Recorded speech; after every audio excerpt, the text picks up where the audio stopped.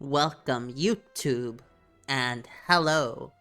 We are here with episode 10 of Pokemon Let's Go Pikachu and Eevee for the Nintendo Switch. Once again, it's just me for this playthrough, and I enjoy every second of it.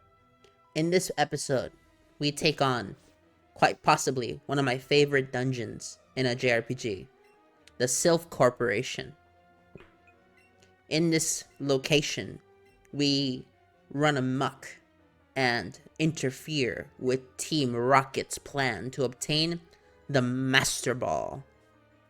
The Master Ball is an overpowered Pokeball, one that can catch a Pokemon without fail. However, unlike the original games, this time around, the rival, who is called Blue in English or Green in Japan, says that he needs to test us to ensure that we are ready for Boss Rocket. And honestly, we are, okay? We are not going to lose to anybody in this game. I am willing to bet I could go undefeated in this game the same way that I went undefeated in Pokemon Violet. No, not even that. I think this game's actually easier than Violet. The only reason I like this game more, from just the difficulty perspective, is because it's still Kanto. If it wasn't Kanto, then I don't know. I probably wouldn't. But you know what? It also has to do with the fact that this game is just really well made. And I have to give credit to this. Bit of a confusing thing here. Why does he only have 2 of his monsters here? In the original games, he fought us with 5. Okay? He had his Kadabra, his Pidgeot, I believe it was Pidgeot at this point, and then his 3 elementals, which were whatever starter he had, plus a combination of any 2 of the 3, specifically the one whose type did not match the starter, which were Gyarados, Arcanine, and Execute. Thinking back, he might have actually still had a Growlithe at this point if you didn't choose Venusaur. But then again, I mostly choose Venusaur for my runs, so I really don't remember his non-Charizard team. And then if you play Yellow, I believe this is the first time he gets access to the special Eevee, so whichever evolution you have depending on how many times you win or lose. But we're not playing Yellow, we're playing a remake of Yellow, which I don't even want to call it a remake, it's more like a reimagining. In other words, the link between worlds of Pokemon. Let's Go Pikachu and Eevee, while it was sold to me, and likely to a lot of other people, as a remake of Generation 1, it really does seem more like a reimagining of Generation 1. And I am totally okay with that. I do wish that we actually did just get a straight remake of Gen 1 with all the added content, but at the same time, I'm not asking for what Ilka did. No, I'm just asking for, give us the generation at the time. So at this time it was Sun and Moon and Sword and Shield. So this was in between both. So they could have used the Sword and Shield engine to make this. And then with this, they could have made Gen 1. Or I guess this is a Gen 7 remake, so they could have used the Alola engine, which I believe this game actually does use the Alola engine. If I recall correctly, what ended up happening with this game was that one of the developers at Game Freak believed that the Switch would fail. So they started work on this as a 3DS game. However, the Switch sold unbelievably well, to the point where they actually decided to port this to the Switch, which is why it looks like an upscaled 3DS game, as opposed to the first truly realized console Pokemon game. But maybe that's just me. Other than that, what else is there to say? At this point, you understand the combat system. It's very basic. Back to what we were doing. The rival uses his, not Marowak, what is it called? Cubone, to use Boomerang on the poison type, which is super effective, and defeats it. This allows our Venusaur and Nidoqueen to both raise to level 50, meaning that we are actually at a much higher level than I was in the playthrough of Leaf Green Oh, no, it was Fire Red that I did a long time ago. Yeah, the playthrough of Fire Red that I did over a year ago. Actually, it might have been 2 years ago by the time this episode comes out. I'll have to check the dates. But the point is, the audio quality for that was horrendous. But you know what? I still miss it to this day. I don't know why I miss it, but I do. Look at this amazingness right here. Absolutely demolishing the combat. The enemy trainers stand no chance. Our Eevee is undefeatable. Unstoppable. And I'm surprised the rival isn't questioning why we're wearing the Rocket Dawn uniform. You would think that they would have special dialogue, similar to what they did in Heart Gold Soul Silver, where if you were wearing the Rocket Dawn uniform, certain NPCs would just refuse to interact with you, or they would act scared of you. It's one of those little details that you go back and play the older games and you realize how much more care was seemingly put into those. And some people will say it's not that they don't care, it's that they're rushed. And don't get me wrong, they are rushed. But at the same time, you would think that they would have gotten a knack for producing these games now. It's been multiple generations. I could have given the pass for this game, and even Sword and Shield. But post-Legends Arceus era, they should know how the time constraint works, and work around that. But that's just my 2 cents. They could hire more people too. I don't know why they insist on being a smaller company. I understand that they want to be having that indie feel, but guys, this is the biggest intellectual property for media on the planet. I think it's worth $92 billion. It's so ridiculous. Either way, Eevee is now level 56, meaning that we are actually at Elite 4 levels, believe it or not. We can contest the first 4 members of the Elite 4. No, not Lance, but we can definitely contest the first 3. Okay, Kana, Shiva, and Kikuko are doomed. English names being Lorelei, Bruno, and Agatha. Lance we still need to work at, but given we still have plenty of time between the 8th gym and onward, up until we get to the Pokemon League plateau, at the Indigo plateau, we definitely have enough time to venture out and defeat all of the necessary trainers and capture enough monsters to level up to where we need to be. The way I'm handling Silph Co is for plot mandatory trainers, I will show them off. Otherwise, I'm just going to obtain all the items and then go to Giovanni himself. I will show where all the trainers are, but you won't see the battle.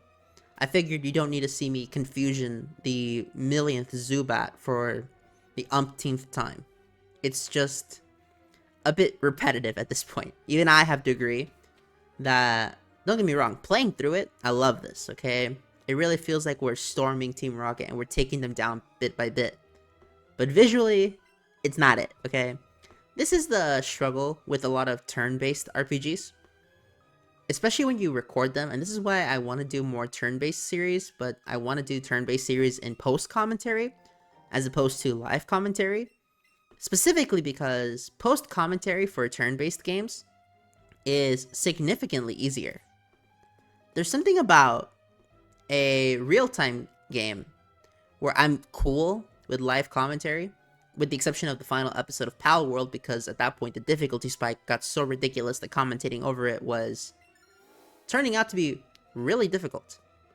But maybe that's just me. I guarantee you there are other streamers who were able to commentate the last 2 battles live without any issue. But once again, everybody has different skills, and that is a fact. I believe that here I'm going to demonstrate how to get to... Yeah, I remember. Here I demonstrate how to get to the nurse that heals your Pokemon. So you're never truly in danger in this building. This warp will always make you fight this one rocket, and then after you fight the rocket once, you never have to deal with him again. And then this nurse here will heal your team for free, meaning that it's highly unlikely that Rocket Dawn will defeat you. If you lose to Rakudon here, it's your fault, or you didn't know. Okay, don't get me wrong. In my first playthrough of this game, I struggled. I had a really hard time here. Now, not the Let's Go version. I'm talking my first playthrough of the Leaf Green version of the game. So this was before YouTube. I wasn't even 10 yet. Let that sink in. Yeah, I was struggling like crazy. I remember I had a Persian though. That's just a random. I had a Persian, a Zapdos, a Nidoking, a Venusaur, and then I don't remember the rest of my team. I know Articuno was there. I did not have Moltres. That I remember. I didn't do Sevi Island. I can promise you there was no Moltres on my team. What was my 6th member? Did I even name a 6th member? I don't remember. But the point is, it's been a while, but I still remember a lot about that playthrough and how much I struggled in it. I did not understand type matchups or team composition back in those days. I just saw, hey, cool guy, let's put him in the team. And it worked for a little bit, but not for very long. You see, Pokemon is an unforgiving beast to a small child. To an adult, these games are an absolute joke. Or someone with experience in this series, these games are a joke. At this point, I question if maybe I should do ROM hacks for the channel, but I don't want my Pokemon experience to just be ROM hacks. I do actually want to play the real Pokemon games. I did beat all of them as a kid, except for Violet and Scarlet, because I was an adult by that point, but you get the point. This series is just something that's second nature to me when playing single player. Multiplayer is a bit of a different beast. I did play multiplayer. I had some friends who played multiplayer, but then after a while, we just stopped. And then even if I did want to get back in, no one I knew wanted to play, so who cared? Like, yeah, there's always the online brackets, but there's just something about sitting across from each other with your DSs or Game Boy Advances in hand, and you just have the excitement, the battle, and you look at him in the eye. I say him mostly because I think in my entire life, I only ever in person battled a girl maybe once, and quite honestly, I cannot remember that experience very well. And all I remember, she had a Palkia on her team. That's what I remember. But everyone else, it was typically a dude. And again, there's just something about that experience that many modern games cannot recreate. Okay, we would be sneaking our DSs and finding a place to play away from the prying eyes of the adults. Which admittedly made their life harder because their job is to watch the children in their care. And by deliberately vanishing, it really did make it harder on them. It's one of those things where as a kid, you feel so proud of yourself. This mischievous accomplishment is not really worth anything when you think back to it. But the inner feeling of pride that you truly believe you outsmarted an adult, there was just something about it. When in reality, they probably just were pissed off at us. Wow, thinking back to all the things that this series has had me experience, that's crazy. Okay, I do have to give credit to this Pokemon franchise. I experienced a lot. I met a lot of people through this franchise. And I don't talk to many of them. In fact, I don't even think I talk to any of them anymore. But the fact that I did is great, and I will always remember that.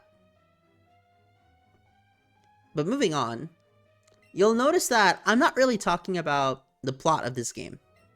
Well, for two reasons. One, I actually gave my dissertation on the plot of Gen 1 in my Pokemon Violet playthrough, so go watch that. And second, Gen 1 is so well known. It is so well known by the masses that there is no need to. We all played Gen 1, or some variation of it. Pokemania, at its height, was during Gen 1. So of course, the most popular generation is Gen 1. Here's the thing. The hardcore fans never want to let Gen 1 win. I don't blame him, okay? Masuda and his 151 supremacy can get annoying if you're not a fan of it. And I get it. I really do. But whenever I see these polls, and the Poke fans are shocked and dismayed at the fact that Gen 1 wins the popularity votes in the casual ones, it's because the majority of people played the Kanto era of Pokemon, or some Kanto variation. It's a weird thing. It's a case of the casualization of gaming in action, except it doesn't ruin anything. Like, true ruining of a game series for casualization of gaming, oh man, look no further than, say, God of War. God of War was bastardized by casualization. A lot of games were, okay? Hell, I'd argue Pokemon was bastardized by it. These games are so easy. They blatantly let you win. They handhold you throughout the adventure. Scarlet and Violet was a bit of a different bag, sure. But Scarlet and Violet had a lot of its own problems. Had a lot of problems, I would even argue. I think it might be the game with the most problems for Pokemon. But that's largely technical. In terms of just enjoyment, I mean, I guess you could enjoy it. I don't see anything that's deliberately stopping it, outside of you're just pissed off because it costed $60. Honestly, if they sold Legends Arceus, not Legends Arceus, if they sold Pokemon Violet for $20, I don't think anyone would be complaining. People would be mad praising it. I wouldn't even be mad. I know that some people don't like it when a lot of these videos just become financial topics. But hey, what can I say? I'm an accounting major. This is kind of what I like talking about. Still, there are some inconsistencies about this game. For example, that guy should be in the same room where we battled the rival, but because they changed it for this reimagining, he's not, and it caught me by surprise. This is partially why I did want to make this a live commentary, but then I remember just how much I actually do. For example, this little recording, how long is this video? Okay, this video is about 34 minutes long, 35-ish, give or take. This recording session was probably like 2 hours. Again, I do make it a point that when I let's play a game, I actually want to take you through the journey of the game, because I don't want to be like the modern let's players who just take you through a highlight reel of the best moments, make one giant video, and you just ask yourself like, okay, cool, but can I see it?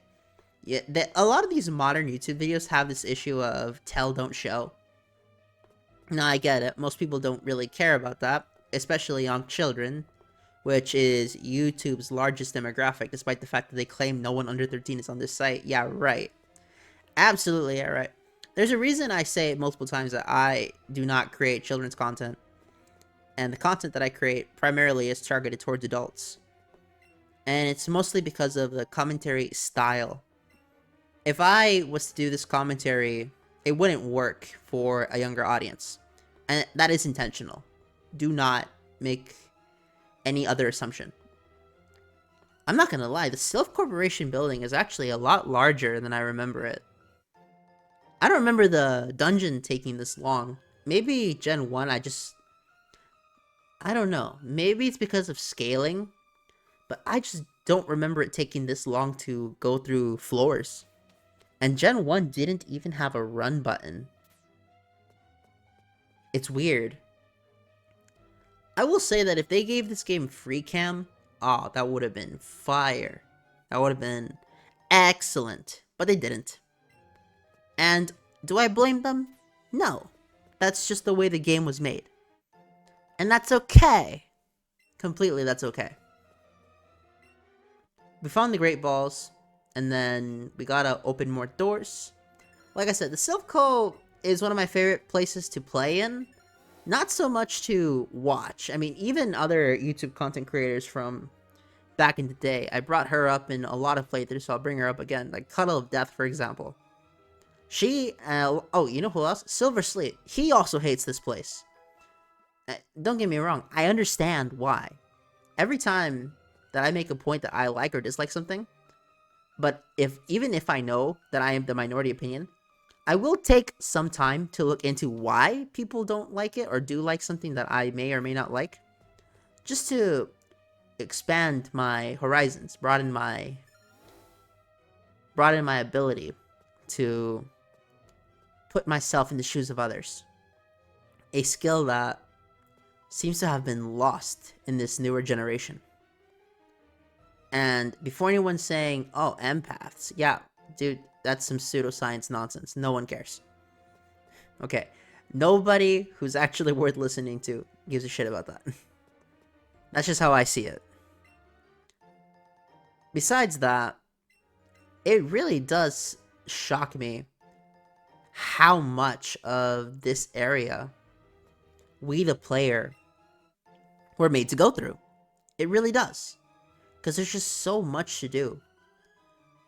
And don't get me wrong, someone did point out that because of this playthrough, they realized just how empty Gen 1 is by comparison to other generations. I mean, sure, if you put the game in the Sun and Moon engine, okay, which is what they did. Let's not get it twisted. They put the game in the Sun and Moon engine. And then you just upscale it and put it on a console. It's gonna feel odd, especially when you make a game based on content from a game from the 90s. And 90s games were a lot shorter because they didn't have as much space on the cartridge. Especially in the case of Gen 1, where they were not optimizing the game properly. The game ran really well, but in terms of space, that's not what happened. What happened in the case of Gen 2, for example, they got someone from... It wasn't Game Freak, I believe it was Creatures Inc. Who... Not Creatures Inc. It was a Pokemon company. A member of the Pokemon company came down to Game Freak Studios, found a way to make Johto fit. Because originally, it was just going to be the Johto region, and that's it. But they found a way to make Johto fit, and then they realized that they actually had so much space that they added Kanto into it. It wasn't a, okay, let's put Kanto into it from the get-go. That wasn't the way it was created. At least based on the information that I have access to at the moment. But now, we are getting ready to fight Boss Rocket. If you're thinking I'm going to fight Jesse and James, I'm not. Okay? You don't need to see me defeat an Arbok and a Weezing for the umpteenth time. You don't. Let's just cut past that and go to what we're really here to see. The most evil character in the Pokemon franchise. To me, anyways. What does Giovanni represent to me? To me, Giovanni represents what we could have if the Pokemon Company decided to take their stories seriously. Now, don't get me wrong. Some people are going to say, but they did take it seriously. We had Black and White 1, Black and White 2. We had Scarlet and Violet. Okay, I genuinely... I replayed the game for the channel, okay? So the game is still fresh in my mind at the time of this recording. I know that for a lot of you it's been months, but for me it's been a few days. The game is mad fresh to me. I just don't see it. I do not see the appeal of that story. Maybe if I was 13, I would get the... No, when I was 13, I was crazy. When I was 13 years old... Aw, man, I can't even talk about that. That would get me kicked off YouTube for sure. Man, the way we used to behave back in the day was crazy. I can't believe we got away with all the things we did. Besides the point, I do like that they added his Persian, which is a nice nod to the anime. Like I said, this game was made for the casuals, and I don't blame them. Okay, they wanted to get the Pokemon Go crowd and convert them to main series players, and that's cool. They want to do that. That's fine. I don't know why I decided to do this. This did not work out. I like the animation on that though. It's a really cool move. Wait, that would have hit me. He used Horn Drill. That's nuts. Okay, Besides that, we defeat the boss Rocket here by defeating the Rhyhorn. And then I believe the next one is a Nido Queen or a King. I don't remember which one, but it's a Nido. I know it's a Nido. Which one is it? I remember my first Nido King. My first Nido round, I called him Mr. Nido. It was nice. It's Nido Queen. Okay. Nido Queen, prepare to get wrecked. Kadabra with the Psychic, taking him down. I realize we are well over 10 levels above it. We are reaching the 15 levels above it territory. I believe so. I believe we are 15 levels above it. Let me check the Eevee level. I guess it's not going to show me anymore. Oh, 58. Oh, wow, we are brutally over leveled. I wish I was this high level in the original Gen 1.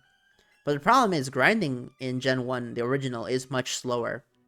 So you're not really as incentivized to do it in that game as you are in this game. In this game, you are incentivized to grind like crazy. Because it does not take time, okay? I'm not going to lie to you. The only reason that this isn't the easiest grind I've ever had in a video game, it's still Pal World, is because you can go into the slider and get times 20 experience points, and that was an absolute joke. Times 20 experience points is so broken. It's broken. I don't know what to say about it. That's just how it is. To me, anyways. I don't know about the rest of you. But now we go to the gym. We're about to fight Natsume, the psychic gym leader, the one that everyone says is the hardest gym leader. Statistically, she is. On a pure numbers table, she is the most difficult gym leader in Gen 1. She has an overpowered type, which thanks to this reimagining, it's not as overpowered as before. And 2, her stats were bonkers. Especially back when special was one type. It allowed psychic types to become absolutely unfair to this game and how it was perceived in the metagame during Gen 1. There actually was a Generation 1 metagame. The problem is, unlike the TCG, I can barely find information about it for cartridge Red, Blue, Yellow, Green. Stadium, I can find a lot of info on, but cartridge Red, Blue, Yellow, Green for competitive? That is so hard to find. Also, are they really asking me if I have a level 45 monster? Come on. At this point, if you can actually get here with less than 45 monsters, less than level 45, you're doing a Nuzlocke, okay? You can't tell me you're not doing a Nuzlocke if that's what you're doing. It looks like my protagonist character arrested a Team Rocket member and is forcing him to help her during her quest to become the very best, like no one ever was. Okay, I'm not gonna lie, I'm so used to the tiles of Gen 1, like the original Gen 1 tiles. I was so lost here. The original Gen 1 gym, I can do every gym member in one straight line without ever repeating more than necessary, and then get to Natsume right after.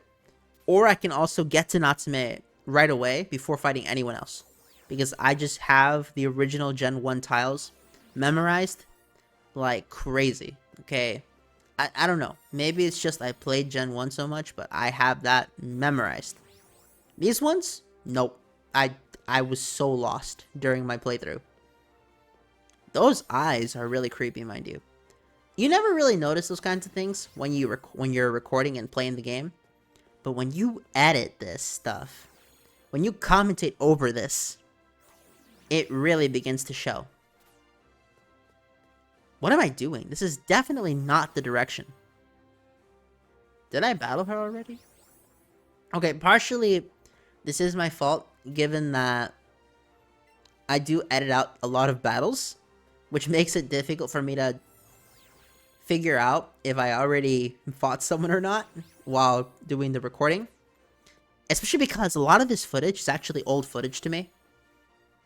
A lot of this footage was actually recorded during Violet. So while I was commentating over Violet, so Violet was done a long time ago. Violet was just finished.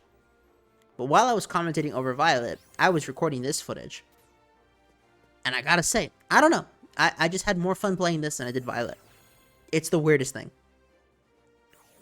I will say Violet has one thing over this game, and the fact that it actually has wild battles. I mean, all of the main series has that over this game, so it's not really too big of a flex, but it's enough of a flex that I can't put this game any higher than where I would typically put it. Now, at this point, I believe I genuinely did get completely lost. So I'm just looking for a tile to get me out of here.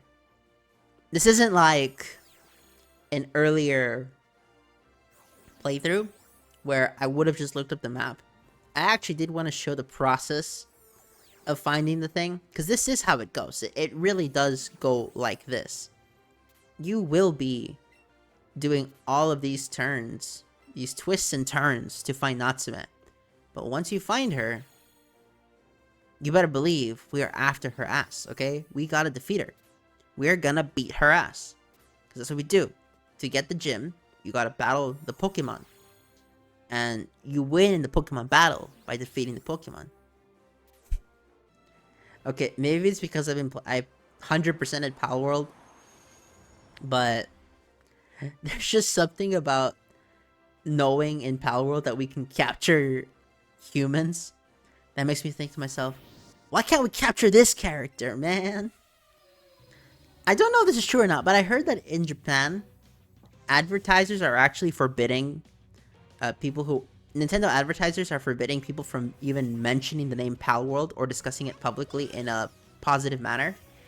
Like, they really hate that that thing exists. I'm not going to go too much into controversy because, quite frankly, I don't care. I just found that little rumor funny. Okay, right here. The most difficult battle in all of Gen 1, apparently. Even though I would argue that the second to last rival battle is actually the hardest battle in that game. In Yellow version, Lance is the hardest fight. I can guarantee it. That fight was so brutal in Yellow. But in Red, Blue, Green, it's not. In Red, Blue, Green, Lance is an absolute joke. But for some reason, Yellow decided to buff him like crazy. Don't get me wrong, I understand why they did it. That's just how the game was made. But it's fun, you know? It's very fun. I will say this, though, that part of the threat of the gym leaders in Gen 1 is that you were chronically underleveled for large chunks of it. So, for the most part, the gym leaders only really had levels over you. But now that we outmatch their levels, you realize how weak a lot of Gen 1 actually is. Gen 1, due to the limited moveset, instead of using setup moves or any advanced strategies to defeat the player, they just relied on levels. Again, that's mostly due to the fact that this was a game coded on a Game Boy, and I'm not expecting, you know, more modern things than that. But with this remake, well, reimagining, you think they would make the gym fights more creative with movesets. We know it can be done thanks to Black and White 2, but again, this is a case of the casualization of gaming really does hurt this game quite a bit. Gen 1 is an easy game because the game has been done to death and everyone knows the strats. Or at least anyone who's ever seriously thought about playing it knows the strats. Whereas, you know, this game, I don't know anybody who knows the strats, but the game just tells you all the strats. Gen 1, if you don't do the strategy that most people use, because there is a dominant strategy for Gen 1, and I'm not going to tell you what it is, because I guarantee you all know it. But if you don't know it, well, go play Gen 1 before you figure it out, because you'll realize that Gen 1's actually really hard if you don't know the strats. With the strats, it's easy. But in this case, even if I didn't know the strats, Eevee is just busted. Eevee absolutely shatters this game's balance. In every way. Completely, every way. And I love it. I love it a lot. For now, we're going to exit the gym. And that should be it for this part. I want to thank all of you so much for watching. I hope you all enjoyed. And I want you all to have a nice day.